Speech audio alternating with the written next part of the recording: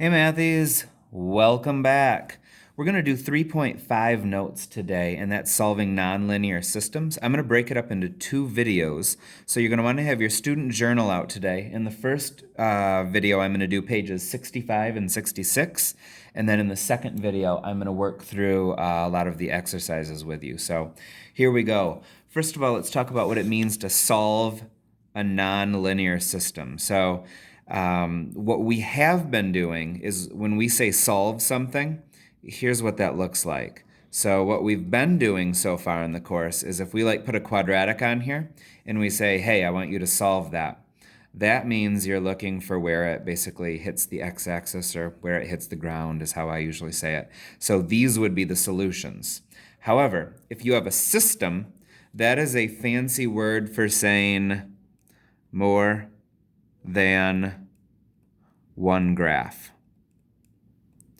So what if instead of having one quadratic on here, what if you had two and it looked something like this? So now we have a system of equations because we have two of them on there instead of one. If that's the case and it says to solve, this is not what they want anymore. So when there's only one graph, you want to know where it hits the ground. But if there's two graphs on there and they say to solve, then the answer to the question is where do those two graphs crisscross? In this case, whatever this coordinate would be, that would be one of the solutions. And this would be another one of the solutions. So what we're basically doing in 3.5 is instead of putting one graph on a paper, we're going to have two functions graphed on a grid, and instead of figuring out where they hit the ground or the x-axis, we're going to figure out where do those graphs crisscross, and that is what it means to solve a nonlinear system. So let's get started. We see here a bunch of graphs and a bunch of the equations that go with them, and it says to first match each system with its graph. So let's do that. When I look at this, I see that this is going to be a quadratic and this is going to be a line. So I'm looking for a graph that has a quadratic and a line. So it's either going to be this one, or this one. Let's see. Another easy way to figure stuff out is this is like plus 0. So this has a y-intercept of 0 and this one has a y-intercept of 2. So let's see. This has a y-intercept of 0 and this has a y-intercept of 2. Oh, that's that one. So A is A. All right, B is a quadratic and a line. So, and then this one has a y-intercept of -2, and this one has one at +2. So let's see. Here is a quadratic and a line. This one crosses at -2. This one crosses at +2. B will be E. All right, C, a line and a quadratic. All right, this is the only other line with a quadratic. It's probably going to be this one. It crosses at -5 and 1. This one crosses at -5. This one crosses at 1. Yep. All right, let's keep going. So these are both quadratics, -6 and +6. Both quadratics, but that's not negative and +6, so it's not that. These are both quadratics. Let's see, 1, 2, 3. Oh, but it's going up by 2's, isn't it? So 2, 4, 6, 2, 4, -6. That's the one, B. All right, E, two quadratics, one of them crosses at 1, one of them crosses at -1. Two quadratics, one of them crosses at 1, one of them crosses at -1. Yeah, so E is C. And then finally, two quadratics, one crosses at 1, one crosses at 2. It's got to be this one, 1, 2, yep. So F is D. All right, match each system with its graph. We did that. Explain your reasoning.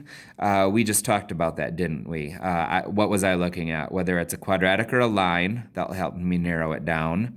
And then I was able to use the y-intercepts to get the rest of the way. So that's the explanation for our reasoning. Then solve each system using the graph. So we said that the solutions of a system are the points where the graphs crisscross. So let's see. A is this one. So where do these graphs crisscross? So this looks to be at -1, 1. So that's one of the solutions to the system. And then what's this? 1, 2, 1, 2, 3, 4. 2, 4. All right, B was this one right here, so they crisscross here and here. So this is the point -2, 0. And 1, 2, 1, 2, 3, 4.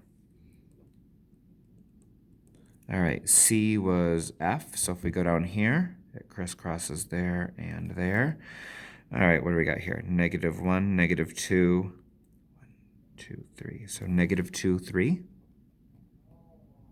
And then this spot is 1, 2, 3, -2. All right, D was B, so now I'm going to look at this one. They crisscross here and here. All right, these go up by 2's, don't they? So this is the point 2, 0. And this one is actually halfway between -2 and -4. So I'm thinking that's -3. -3, comma, 0. All right, for part E, we need to look at graph C. That's this one. All right, that actually just crisscrosses at this one spot, doesn't it? And that's the point 1, 0. So this is the solution to that one. And then for part F, we have to look at D. Crisscrosses here and here. Okay, so this is the point -1, 0. And for this one, geez, it looks like it's at like 1/2 for the x. And 2 is right here, and it looks like it's a teeny tiny bit higher than that. I'm not going to lie. I looked at the answer key, and it was 2 1/4. So 2 1/4. How would I have known that it was exactly 2 1/4 just by staring at the graph? You probably couldn't, so that's why I looked at the answer key. So I verified, and this is 1/2, 2 1/4. We're going to learn better ways to get a better, more exact answer for this on the other side of the exploration. So we'll just keep on going. But we have done exploration 1, so now we can move on to the next page, and we're doing pretty good. All right, here we go. Show how you could use a numerical approach to do the same thing by creating a table. For instance, you might use a spreadsheet to solve a system. Okay, so what is that saying? All right, so let's look at, I don't know, let's just look at this one here.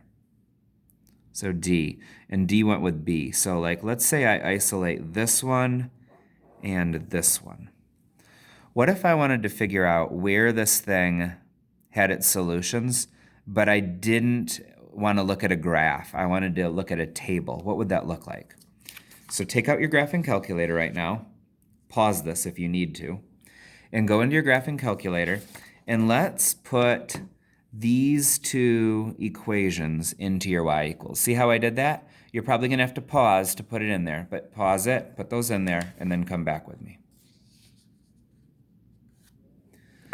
Okay, so now I'm looking at this, and I'm trying to find a different way to solve the system. So it'd be better to just keep looking at this. All right, so let's now go to your table. So you got those in, go to your table.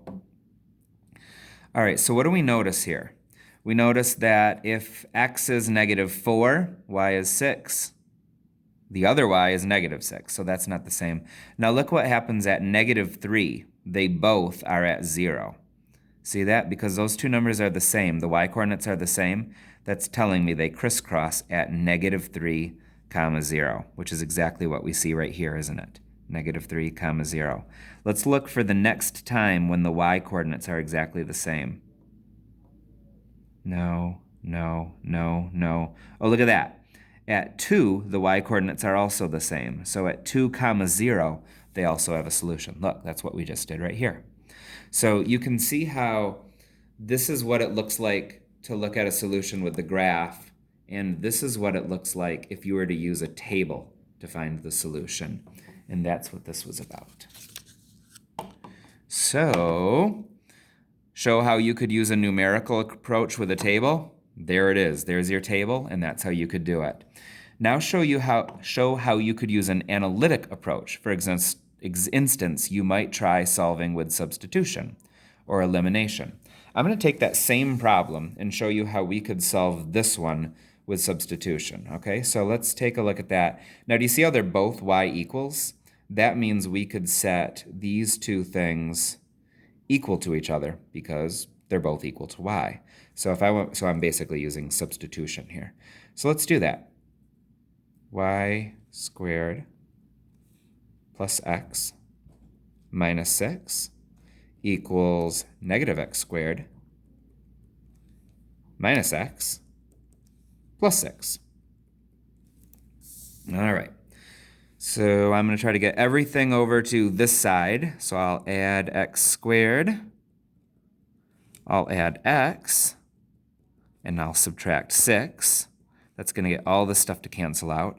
And then we'll have 2x squared plus 2x's minus 12 equals, there's nothing there anymore, so equals 0.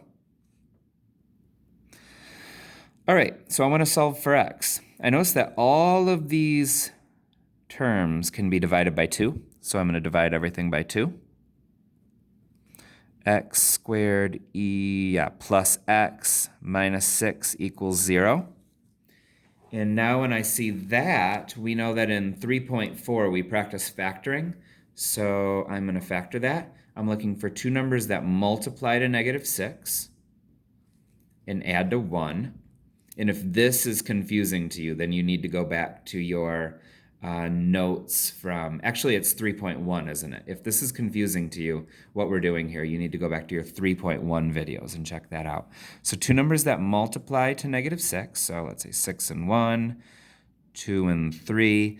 Okay, so I need them to be 1 apart, so that's going to be these, and I need it to multiply to negative 6 and add to positive 1. Negative 2 times 3 is negative 6. 3 minus 2 is 1, so that works. So these are the ones I need, which means my solutions are x equals, it's always the opposite, so 2, and x equals negative 3.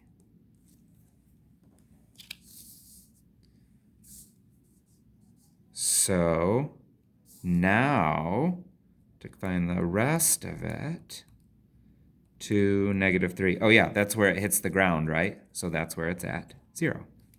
Negative 2, 0, negative 3, 0, 2, 0, negative 3, 0. So you see that is a third way of doing it. So if you want to solve a system, you could either graph it, you could look at a table, or you could solve it with substitution or elimination. And in this case, I used substitution. So there's 3 ways of doing the same problem. For parts 3 and 4 here, how can you solve a nonlinear system of equations? You could just describe that you could use those 3 ways, right? There's 3 ways to do this. Graphing, by looking at a graph. You can look at a table. Oops, that's not very well written. Or you can use substitution or elimination. Basically do it that. So there's 3 ways of doing the same thing. All right. Would you prefer to use this one, or this one? You're going to have to answer that on your own, right? Because that's going to be a personal question. So why don't you answer number 4 and then move on to the second video. And thanks.